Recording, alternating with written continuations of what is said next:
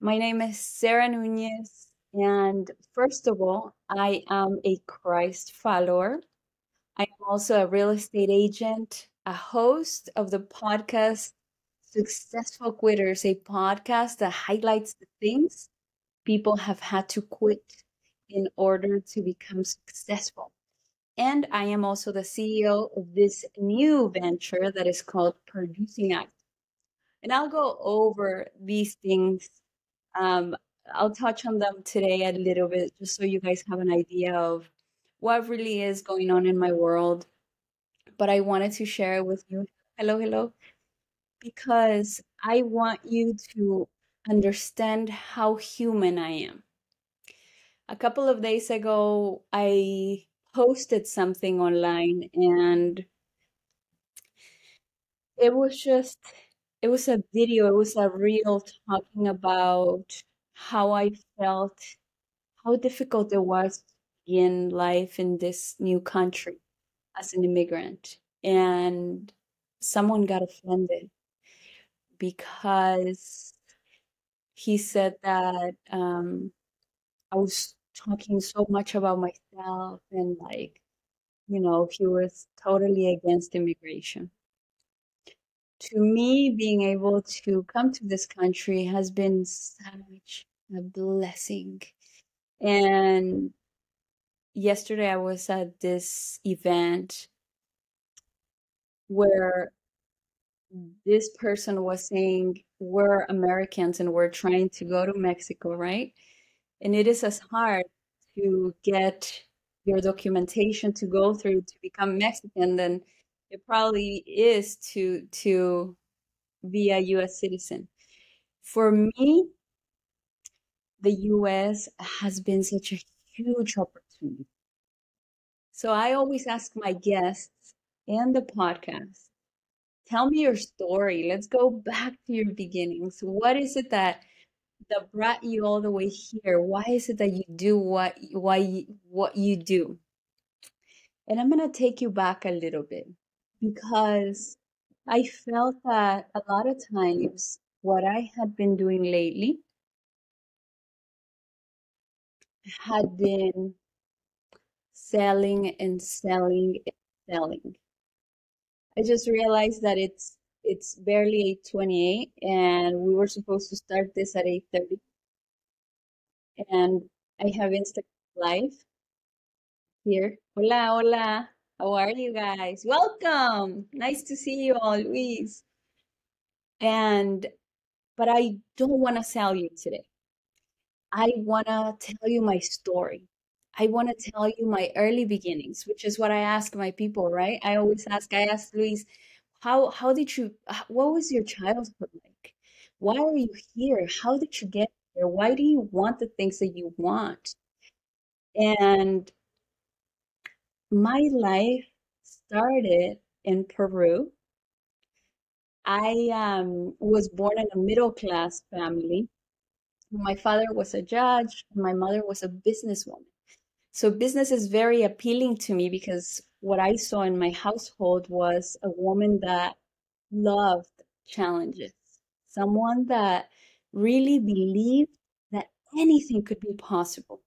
So, if anything, that is the one thing that I had as a pro growing up, the fact that she always said, you can do this, anything is possible. When I was, and I'm going to jump to to my teen years because I think it's important, is the reason for which we're here. Um, when I was about 14 years old, my older brother, was already here in the US and he decided to get married. And my mom and myself came to the wedding. I was 14 years old. And at the age of 14 years old, I had watched, I know it in Spanish, La Historia Sin Fin, so I had to look to to remember the name, but it's The Never Ending Story. It's a movie, right? And I always thought, how amazing would it be to be those characters, to be able to portray characters.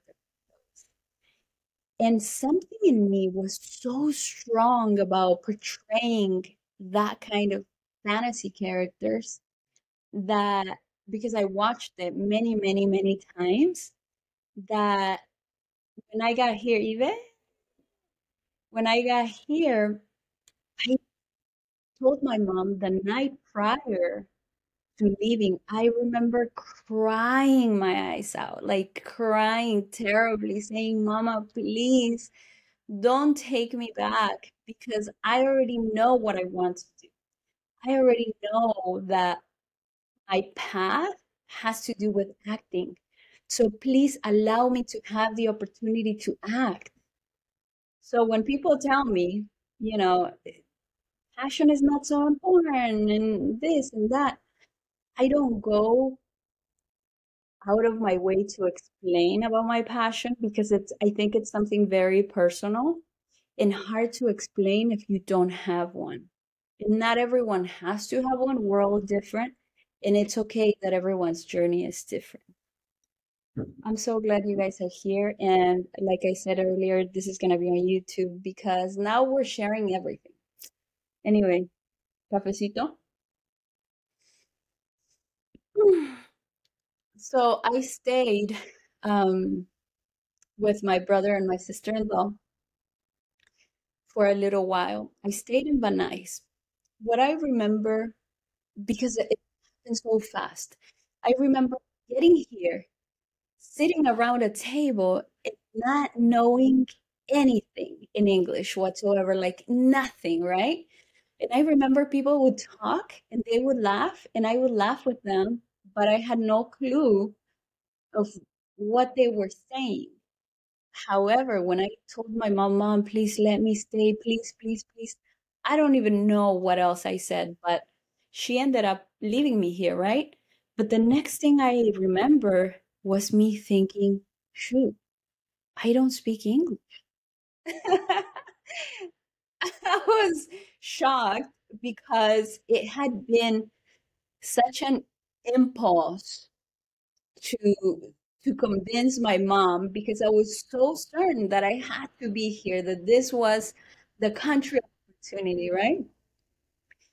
And I still remember when I asked myself, Sarah, what are you gonna do? You don't speak the language. You don't speak English. And I had no answer. I didn't like school, but I was doing good. But I loved English. I loved the English subject. Yes, and I loved it because I knew my to get where I wanted to get to. So I started learning the language. Everything else I hated in school, but I still, tried, whatever. I took the bus to school. What's interesting about taking the bus in this journey of mine is that I live now basically on the same street that one day I'm passing every single day as I rode the bus. And I remember, because there's a cemetery here in West Hollywood.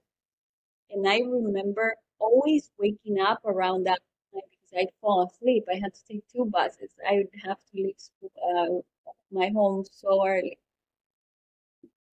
And I remember passing through it and having so much eagerness. My dream was so big, but I believe it would be possible. I didn't speak the language, like I said, but I hadn't let that go. Like I wasn't like, oh, I don't speak the language, it's not gonna happen. No, I was like, I'm just gonna learn English so that it happens. One day, I spent my money on food. I'm a sweet tooth. So I went to buy things I wasn't supposed to. So sweet, and I had to walk home. I couldn't even make it to the bus.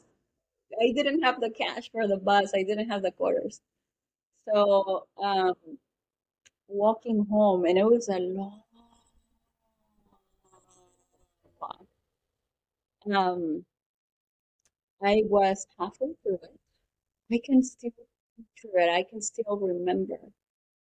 And for some reason, there was a park to my left, and I remember turning and looking up because I saw this big sign in Spanish, and it said free acting classes in And you know that feeling when you go to Vegas and you hear it, ding, ding, ding, ding, ding. It was that feeling. I felt like I had won the lottery. I felt as if I was so meant to have stayed here. And I crossed the street. My brother was away for a couple of weeks because of personal things, so he wasn't home. I was by myself, and there was no one to tell me, why are you home so late? So I went to the park to check it out. And you didn't even have to sign up. You would just go in. So she told me you have to wait another like hour and a half and then the classes are going to start. So I waited my hour and a half because I thought it was worth the wait. Hi, hola.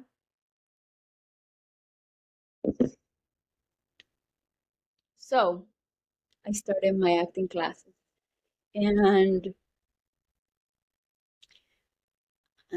I was so far away from here, from now, from where I wanted to go to. It's ridiculous.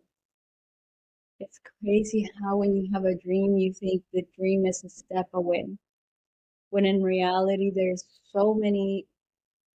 so many obstacles that you have to go through, so many bridges that you have to cross, and sometimes you feel like those bridges are breaking on you. They're breaking apart, and you don't know how to get to the other side. The thing is, through my journey, I can definitely see God's hand working. I can definitely see the blessing. I can definitely see why I had to do the things that I had to do. So the park situation was just a theater class. It wasn't a film class, right? And I did my main class, like the basic class. I graduated from the basic class and then I started the middle class and we moved somewhere else. And life changed, just like it happens everywhere to everybody, right? I was underage, so I didn't have the authority to say, you know what, I'm just going to go ahead and stay here so I can finish my classes. I had to go. So we left to Rancho Cucamonga.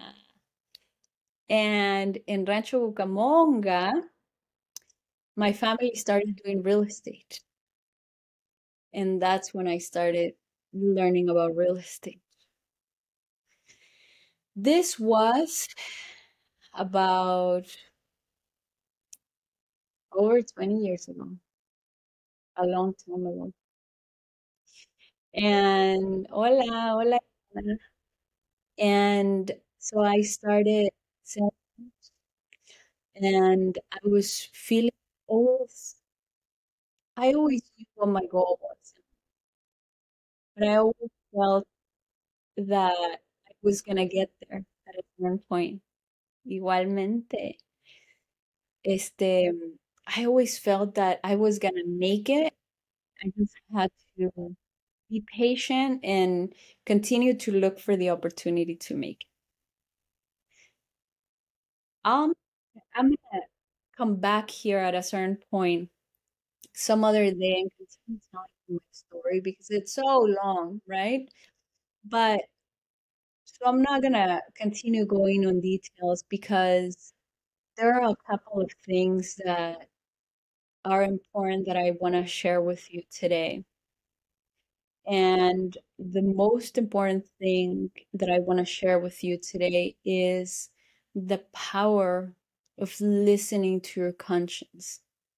I tell you my story in the beginning of that story because I want you to understand that even from my early days, my conscience, God, that voice inside of me was telling me that's your calling. Where are you going? Why, you need to go that route. So regardless of how much worked in real estate, regardless of where I went, how the real estate market crashed on us and how life was just crazy, I always ended up at the same place, which was working on that one thing that made my heart and soul fulfilled. So the point of this life was for us to get to know each other more. I'm always interviewing everybody, and I don't tell much of my story, but also to remind you that there's a voice that a lot stronger than every single noise that is outside. I was blessed enough to get to a place where in 2008 the real estate market crashed, right? I had already produced something prior to it. Hi, Vivo, or how are you? I was already produced a film. I was doing real estate and I had already produced a big film, but I knew nothing. I knew nothing. And I spent so much money, all the money that I made right before the crash. And the people that were helping me produce it, hola, they took a lot of money. Like they took a lot of money from me because I didn't know about production. They said, well, this is our time to make. How are you? Gracias. This is our time to make money. And so instead of charging me, I don't know, $3,000 as a producer, she charged me 10, right? And she started paying people that did not need to be paid so much money. I ended up in a horrible situation after that production. But the market crashed and we lost a lot of homes and money, and we owned a really big real estate office, my family and I. Um, my brother and I were fully invested in real estate, mortgage, and sales. And we moved to Miami. My mom, my sister, and I moved to Miami. When I moved to Miami, I didn't have a real estate license, so I said, I'm gonna make sure that I build my acting portfolio, right? I never quit real estate. I couldn't continue doing it because we didn't even have a place to live and my mom was leaving. So I said, I'm gonna go with my mom and my sister, right? Where are they gonna go on their own? So I once again I listened to what my intuition, to what my heart, to what my conscience, to what that voice inside of me was telling me. It was telling me, Sarah, run, run and pursue your dreams. And I have taken a lot of risks when it comes to film, a lot, a lot. I've invested my all. Um, but I realized one day two things, two very important things. The first one, that I did not want to be an 80-year-old woman that would regret not taking risks, right? And the second thing that I realized is that we're all the same. Some people have made it happen, and if they've made it happen, I always thought, why couldn't I? Why can't I make it happen? Right? So I moved to Miami and I started putting things together. And after many ups and downs, like I said, I'll go in depth next time a bit more and I'll continue to share throughout the rest of the year. But when I moved to Miami, I was a notary, a public notary. I was marrying people, but I was happy because I was acting. Interestingly enough, there are more Spanish speaking people in Miami, but most of the things, the films that I got into there were in English. And I decided one day that I wanted to tell a story and reached out to a friend and said, "Hey, friend, can you introduce me to your writer, to your screenplay writer?" Hola. And this friend told me, "You know what? I can't because my screenplay writer is amazing. So he's very busy and so we can't really help him." And I was talking to my sister after, and I'm like, damn, how can we find someone if we don't really have the money to be paying someone so much, thousands of dollars to write a screenplay? How can we find someone that will help us develop this project, right? And all of a sudden, this sister of mine says, hmm, she looks at me with the confidence of someone that believes in something and nothing would change her mind. She says, "But Sarah, you can write it, right? Because you can, right? You can do it." And I was like, I processed it for it was like one of those 2 seconds in real time, but in your brain, you've run so fast that it seemed like eternity. But I was thinking, I don't know how to do this. And the other thing that I was thinking is, how do I tell my sister that I'm not capable of doing this? And I remember seeing her eyes light up. There are a lot of moments that I remember clearly because this is my passion. This is important to me. That is the one time when I realized that when someone believes in you, you can conquer it all.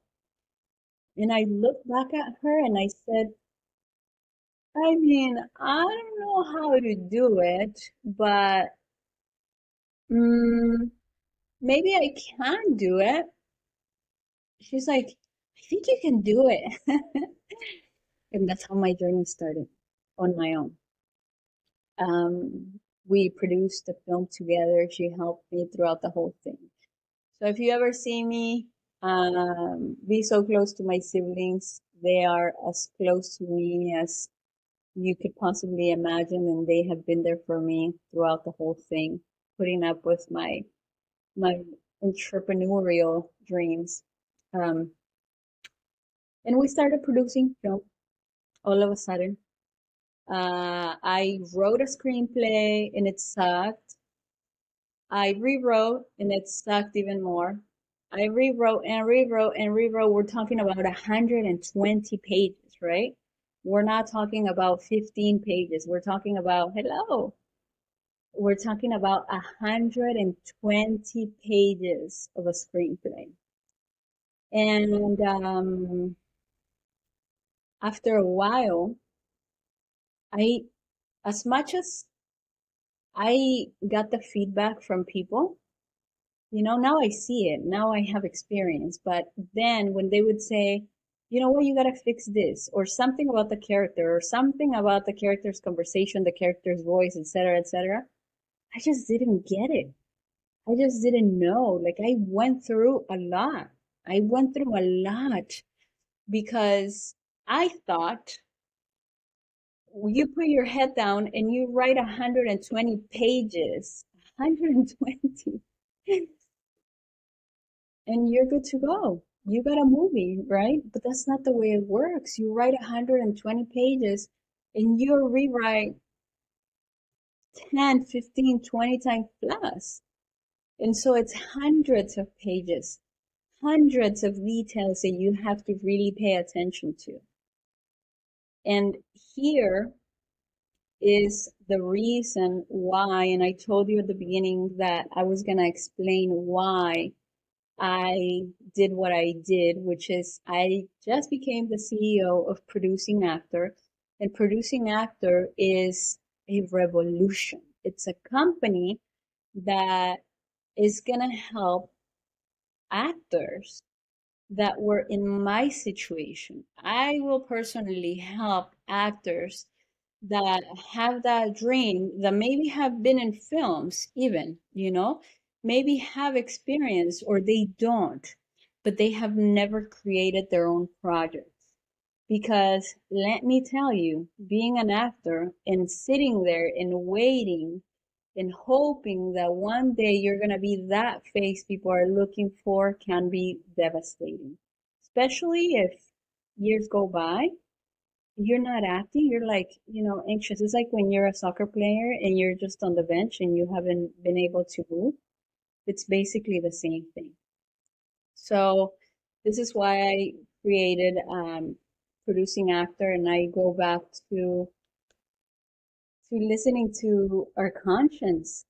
I about 2 years ago, I had created it. It was basically the same thing that I am offering now. I wrote a book about it, but I made one mistake. I told people about it before it came to fruition. And people, when they don't have the same vision and they don't have the same dream as you do, won't understand.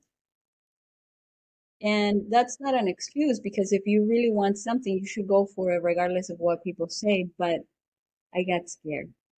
I got scared, put the book aside, and basically what I had heard, I said, "Oh no, no, no, no, no! I'm not gonna be capable of doing that." And that's, again, that's my message. We are all capable of doing anything that we put our mind to. Anything, anything, anything, anything. The thing is, we see people in different eyes than we see ourselves. We see them capable. We see them better. We see them stronger. And when it comes to seeing ourselves, we're like, I think I can do it, but. And sometimes we don't take those risks. And what had happened to me was that I have risked so much for my career, like so much. I've gotten in so much trouble, debt. It's been so crazy. It's 3 feature films and 3 short films. That is a lot, a lot. Um, but I had done so much that I didn't want to get hurt again, risk again, and for nothing to happen again. Obviously, it doesn't matter anymore at this point, because now I know that it's important that I step forward, that it doesn't matter what people think. That the thing is, we're waiting a lot. We're waiting for the perfect moment. We're waiting to say whatever it is that we want to say. We're waiting to open that business, but do we even know if we're going to be alive in a week, a day, a month, a year? So we're planning and waiting, and we might never even make it. We might never even leave a legacy because we didn't have the guts to take that leap of faith. Anyway, so fast forward to now, I sell homes, obviously, as most of you know. And my passion is in helping people as well. I love when a client has teary eyes because they've receive their keys to their home. I love being able to serve them. I love being able to walk them through the process. And what I realized with time and years and experience is that we can do it all. We can have a job that you like, but you can also have a passion. And no one can tell you that you have to choose one or the other. Because if you have a passion and you're working hard at your passion and you're happy and you feel fulfilled, your job is going to go better. You're going to give your everything, the best of you to everything that you do. But a couple of months ago, I was feeling empty again because I wanted to be responsible and I wanted to be logical and I wanted to leave my dream aside, something that I had done so much for, something that I came to this country for, that I worked so hard for, so hard. Two of the screenplays for the feature films I wrote myself. It's hundreds and hundreds and hundreds of rewrites, hundreds of pages. It's putting an entire team together. It's having people that believe your vision and that are thinking the way you are and that are seeing what you're saying that exists on those pages. It's crazy to write and then go to set and see people deliver lines that you wrote, the things that you thought of, to see those locations that you thought of, those locations that one day you thought should the scene happen there or there. What I love about screenplay writing is that a lot of times, regardless of the skill level, I think that a lot of stories or most stories develop themselves. The more you polish them, the better they look, obviously, but you just have to listen. Just like with anything, intuition is so great. And intuition, that voice, God, for me is God. For me is the Holy Spirit because I am a believer in Christ. But for you, you might call it something else. The point is that you don't have to be an actor to understand that there's something else, something stronger than all the fear that we have, that there's something stronger than all those thoughts of why not, right? All those doubts that are saying, no, no, no, no, no, you can't come through here. We got to say, what? We made it to this world. We're fighters. We can make our dreams and goals happen. When I speak to my home buyers, I always tell them, because a lot of them, some of them come with ITIN or I don't know, low credit score or whatever, and they always tell me, so what do I need? What's the minimum that I need? What is the one thing that is so important that I can't buy without it? And what I say to them, and I say this in Spanish most of the time, is lo único que necesitas son ganas. The only thing that you need is willingness. If you want to purchase a property, the only thing that you need is willingness. It's the same thing with everything, anything that we want to accomplish in life. So this message is not just for people that are in film or in real estate or in anything like that. This message is global. Your conscience, it's that voice. You need to quiet your thoughts and listen. Sometimes I just learned this, where praising the Lord and praying and etc., being so loud because we're thinking, God, we're so small. We want to be loud so that you hear us and so that you can deliver that gift to us. Give us whatever it is that we're asking for. And I just learned that a really good trick is, hi Rick, hi, hey Ray. A really good trick is, instead of being so loud, listening to what's in here. listening to what that voice is telling you. So that moment when you think, do I want to continue with this acting career? Because it's a lot and it's not logical. Do I want to open that business? Because it's a lot, it's not logical. I work from 9 to 5. Now I'm going to have to work from 9 to 12, midnight. Whenever the thing is that whenever we say no to those things, to that calling, to those things that we're meant to do, it's heavy. And a lot of times we don't realize why it's so hard to get out of bed. It's so hard to smile. It's so hard to get through the days. And it's the fact that we're not living in alignment with what we're meant to be.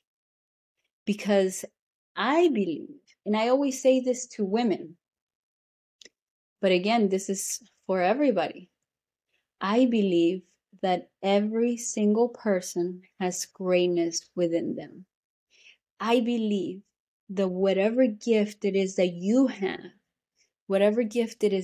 have, no one else has but you. We could have the same message, but you'll deliver it differently. We could live the same experience, but you'll tell it differently. We could live in the same household, but you'll have different dreams. You'll be better in different aspects. I'll be better in different aspects. That's why we're all one, and it's not a competition. It's collaboration. Because when one moves forward, when one takes a step forward, we're all taking that step forward together. It's interesting how with this consciousness, right? I think that's the word that I am going through. I've realized that I don't help very much. And as much as I like doing it, a lot of times I'm busy, a lot of times I can't. But I think that the more we give, the more we get. And I think it happens the same way when we women want to grow our hair. We think, I don't want to cut it. I don't want to cut my hair. But in reality, if you don't cut it, your hair doesn't grow. My hair's long. So if there are women here thinking, I'm not going to touch my hair because if I cut it, then it's not going to grow. It's going to take forever. The more you don't cut it, the less is going to grow. So in order for us to get, we have to give. In order for another person to come into our life, someone that will make us happier, someone that will respect us more, we need to let go of whoever is in our lives at the moment that is not meant to be there. Again, all of this is not something that people have to tell us. To me, I just woke up to this. I just woke up to this voice, and I just woke up to this reality that all the answers were here. All the answers were never outside. No one had to tell me what step to take. I already knew what I was supposed to do, but I was being a fighter against what was really the best path for me. Anyway, guys, I wanted to tell you a bit about my story because I think it's important for us to know each other. Like I said, in the podcast, I'm always interviewing everybody, and I don't make the time to, or there's no time to tell much of my story, but this is the reason why I created Producing Actor, because I want to be able to serve, and I want to be able to give what I didn't have. I do know that I would have advanced a lot more in my career if I would have had someone tell me Don't start with a feature film, start with a short film. Understand what is to be behind the scenes, understand what is to write a screenplay, understand what every role on a set is, understand how a set runs, and then create your feature film. Unfortunately, I mean, the truth is, a couple of people told me, but I never listened. I thought that it was a crazy idea for them to say, just get a short film done instead of a feature film. I just thought, why a short film? It just didn't make sense. Now that I've gone through it, I understand that if you work hard enough, if you have a good idea, and you maybe have already the resources, you're going to use locations that you already have available, then you could basically get a short film done pretty close to free. So I want to be able to guide people through the process. And now I know that this is a calling of mine. I know that this is part of my calling. I know that this is part of my journey. Am I going to be charging for it? Absolutely. I spent thousands and thousands, hundreds and thousands of dollars producing my films. So I will, but it will definitely be worth it. And like I said, nowadays, because I am back on track to listening to what I really am meant to do, I am able to serve my real estate clients better because now I'm a happier human. So for those people that won't reach out and will do this on your own and are trying to produce, again, my advice would be start with a short film. It's not very easy, but I think if you read a couple of books, watch a couple of YouTube um, videos, I think you can somewhat be guided in a good way to where you can explore everything yourself. Always make sure that you're surrounded by people that know so that you're learning, um, and risk it. If you have to risk it and that is your path, go for it. It's different for everybody. A lot of people go through the process and it's a lot easier for them. For me, it wasn't.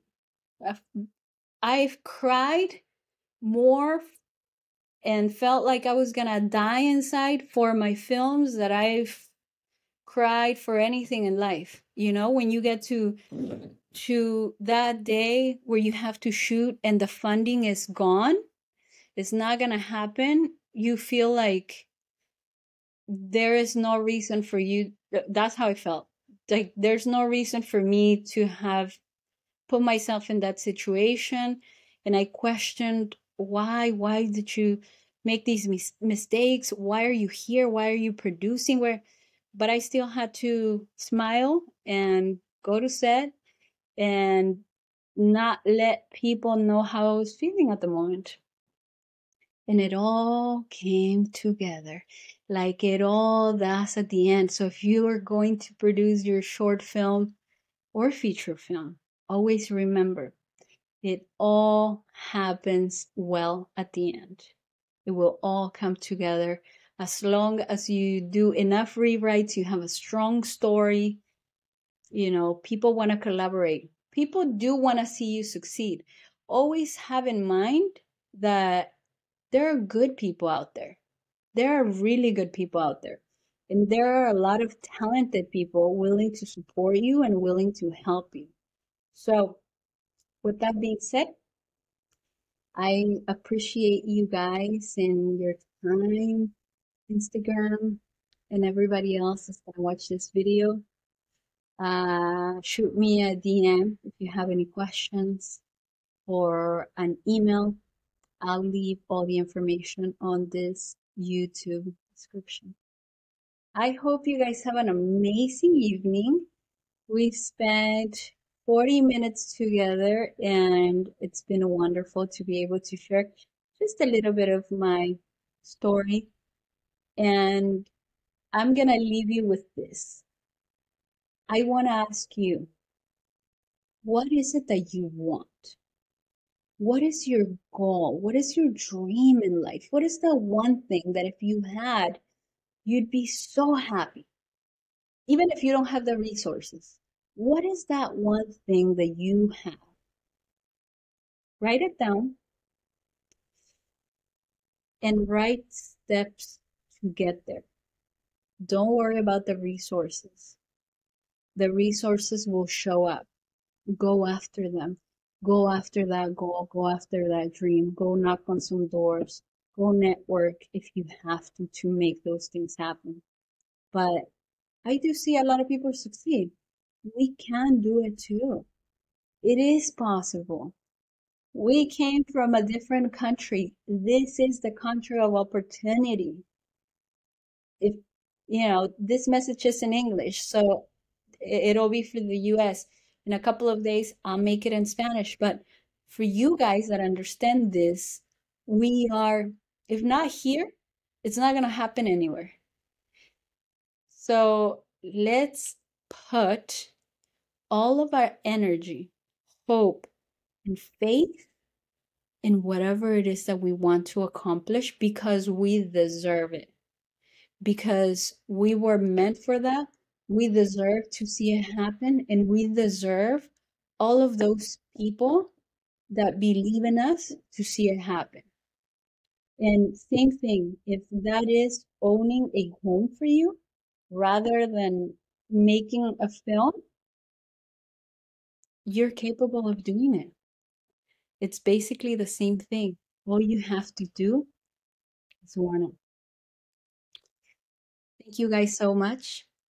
Sara Núñez V. I will see you guys on the next episode. Bye.